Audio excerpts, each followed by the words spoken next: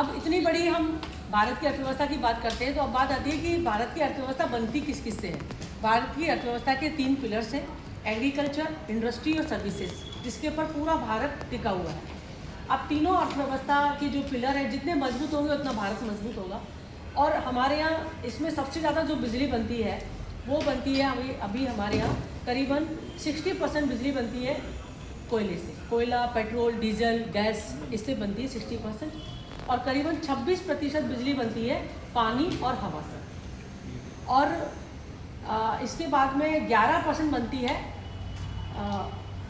Hydro power से, और 2% बनती है परमाणु ऊर्जा से, 1% बनती है जियोथर्मल और जो वेस्ट होता है उससे बनती है।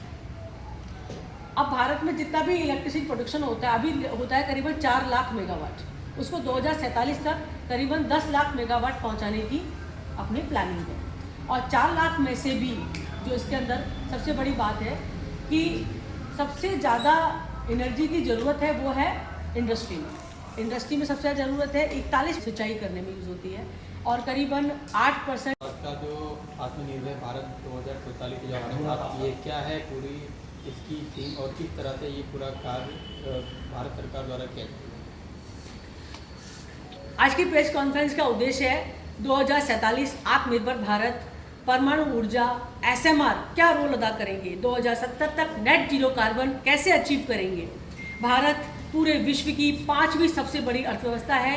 चाइना, जापान, अमेरिका, जर्मनी के बाद 5वीं सबसे बड़ी अर्थव्यवस्था है। भारत की जो इकोनॉमी है 3.9 ट्रिलियन यूएस डॉलर की है, जिसको बढ़ाकर 10 ट्रिलियन डॉलर 2035 तक का लक्ष्य रखा गया है।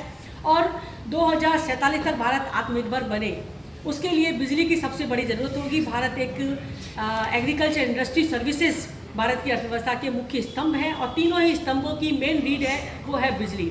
आज 70-60% बिजली जो है वो बन रही है हमारी कार्बन एमिशन, कोयला, पेट्रोल, डीजल, गैस, इनसे बनाई जाती है।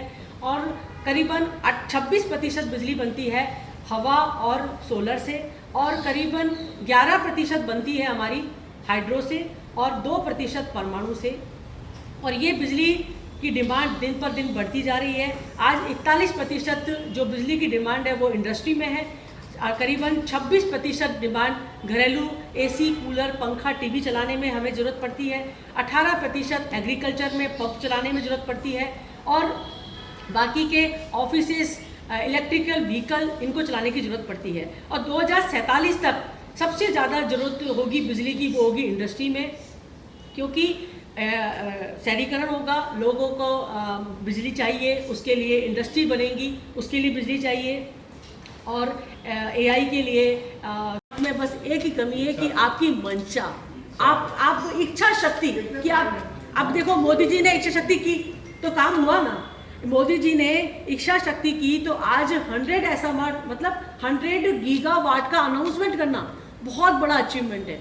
और पूरे विश्व में मैंने ये भी लिखा है, पूरे विश्व में रशिया एसएमआर पे काम कर रहा है, चाइना एसएमआर पे काम कर रहा है, जहाँ बन चुका है, अमेरिका एसएमआर पे काम कर रहा है। लेकिन इतने बड़े लेवल पे भारत ने जो स्पीड पकड़ी है, ये भारत को बहुत आगे तक लेके जाएगी। तो ये अभी भारत के अंदर टोटल 24 रिएक्टर काम कर रहे हैं, 7 जगह पर है ये रिएक्टर, जिसमें महाराष्ट्र में है, राजस्थान में है, राजस्थान में रावत भाटा, महाराष्ट्र में तारापुर, तमिलनाडु में है, गुजरात में काकरापार है आपका, एंड गुजरात में एक ही है काकरापार। तो इसमें भारत सरकार की जो एनर्जी पॉलिसी है उसमें गुजरात में आने वाले समय में क्या ये रिएक्टर्स बनने वाले हैं, उसमें पहला एसएमआर गुजरात में बनेगा, सोच लीजिए। और हाँ, दूसरा अभी जगह, क्योंकि जगह इतनी ज़्यादा चाहिए नहीं है। नहीं, ऐसे कोई पहले अनाउंसमेंट किया हुआ है सरकार ने? नहीं, गवर्नमेंट गुजरात में तो अनाउंसमेंट किया था, मीठी बिरदी के लिए किया था 6,500 मेगावाट का, लेकिन उसका भावनगर मीठी बिरदी, लेकिन उसका विरोध हुआ था। अभी एक एसएमआर तय हो चुका है बिहार के लिए, आप देखेंगे बिहार में एक एसएमआर उनको अनाउंस कर दिया है। तो गुजरात में तो अपन को एक नहीं चाहिएगा, एक तो अकेला अहमदाबाद चाहिए, एक सूरत चाहिए, एक मोरबी चाहिए, एक भावनगर चाहिए, एक राजकोट चाहिए, ऐसे जरूरत है। भारत में अभी कहाँ तैयार हो चुका है? अभी एसएमआर तैयार कहीं नहीं हुआ है।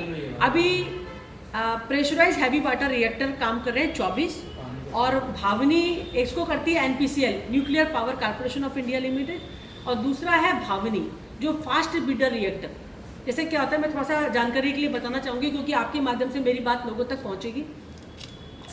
परमाणु ऊर्जा में 3 चरण है, पहला, दूसरा, तीसरा। अपन पहले से तीसरे पे जंप नहीं मार सकते। फर्स्ट पूरा करना है, सेकंड पूरा करना है, थर्ड पूरा करना है, जिस पे हम काम कर रहे हैं। तो पहले चरण में हम यूज़ करते हैं यूरेनियम को यूज़ करते हैं, यूरेनियम 232। इसमें हम 20,000 मेगावाट बिजली बनाएंगे, जो देश में अभी 8,000 पे हम पहुंच गए हैं। 20,000 1 लाख मेगावाट, तो 20,000 बनी फर्स्ट स्टेज में, सेकंड में बनी 1 लाख मेगावाट, और थर्ड स्टेज में यूज़ करेंगे हम थोरियम। तो भारत के पास सबसे ज़्यादा थोरियम है, पूरे विश्व का 1/3 हिस्सा थोरियम अकेले भारत के पास। लेकिन थोरियम क्या है, फर्टाइल एलिमेंट है, फिजाइल नहीं है। जैसे यूरेनियम तो फिजाइल है, थोरियम फर्टाइल है।